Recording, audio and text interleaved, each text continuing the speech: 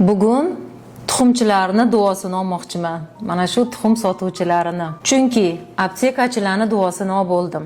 Uzun marketda ham duosiga qoldim. Ba'd sotadiganlarni duosiku umuman yog'ilib yotibdi har kun. Demak, endi navbat tuxumchilarga. Bugun mana shu tuxum bilan shunaqa zo'r yuzingizga lifting effekt beradigan, yuzni tortadigan maska o'rgataman. Qanaqa maska deyishinglar mumkin. Demak, qo'lingizda spirulina bor. Hamma oldi spirulinani, hammaning uyida уже bor, по-моему. Demak, bitta maska o'rgatdingiz, Nodira Yakubova, endi uni bitta maskadan boshqa nimaga yana ishlatamiz degan savollar ham ko'p kelyapti. Sizlar uchun yangi maska o'ylab topdim. 4 ta spirulinani yana maydalaysizlar. Uni ustiga mana shu tuxumning ichidagi oq, ya'ni belokini ajratib olasizlar. Belokni yaxshilab ko'pirtirasizlar. Unga 4 ta spirulinani parashokini solasizlar. Uni ichiga kastorovый maslo bor aptekalarda. Endi o'zingizda ham bor уже hamma narsa.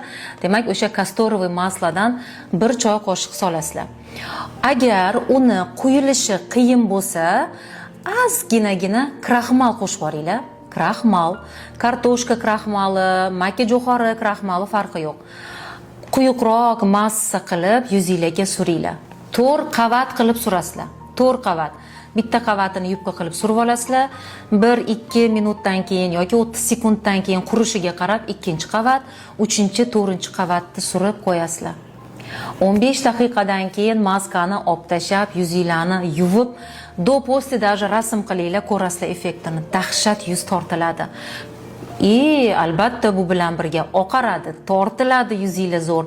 Kstati, poralarni ham zo'r tortadi bu maska.